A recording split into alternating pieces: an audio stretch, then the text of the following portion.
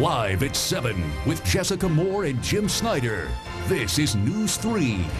Coming up, despite what seem to be encouraging numbers, employment continues to concern a lot of people in Southern Nevada. Yeah, we're going to explore why finding a job is only half the battle and what locals can do to strengthen their resumes. And closing the gap, there may be fewer unemployed according to the latest report we told you about, but not all jobs are created equal. Why some are still being challenged by the job market. We'll be right back. We're going to find out more about one of the booths you just saw at that fair and how it could help you. And let's face it, today's unemployment numbers, they're encouraging whenever they go down, but there are still far too many people who can't find jobs that they are qualified to do. State unemployment fell to 8.7% in January. In the Las Vegas area, however, the number is still at 8.9%, a considerable amount of unemployed people in Southern Nevada.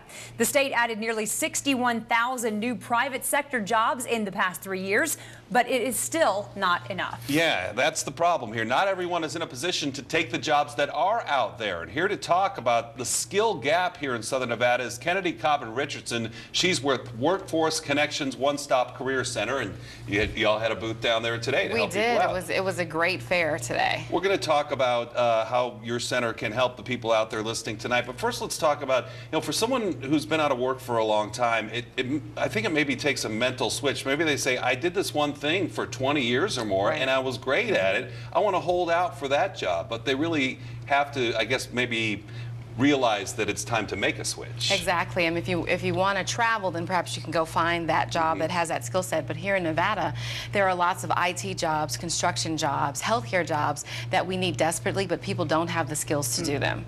And so those certifications are important. And the good thing is you can get free training here in Nevada. The Workforce Investment Act allows people to do that and to be trained for the jobs that are important. There are a lot of people out there who are thinking, man, I've been through a season of my life where I've worked in one profession, as Jim said. They need some help acquiring these new skills. Is that where your center comes in? Exactly, the One-Stop Career Center. If you come on down, you can look at what's available, look on a list, and choose your next career. Okay, like what? Give us some examples. Well, for example, and these are short-term jobs, so you can get a job and be in your profession in another year or so. So in apprenticeship, you can do a construction job. There are a lot of road construction jobs that are available coming up on the horizon, and you can definitely do that. Healthcare is another one. IT, you can get Cisco trained, comp TIA in less than 9 months, and really be making $21 to $40 an hour very quickly. So for someone out there who's discouraged, thinking, I just don't have the money for college or a lot of expensive education, you're saying that there's a way they can get this training for free and get into one of these jobs within a year. And in construction, it's earn while you learn. So not only can you get your degree paid for in construction technology, but you're also making money. And so instead of paying $60,000, you can earn $60,000 and get a career that you want. Absolutely. The governor came out today talking about the 3.4% job growth over the last year, talking about it being the strongest in the nation. And he said, while we've made strides, he's still prioritizing job growth.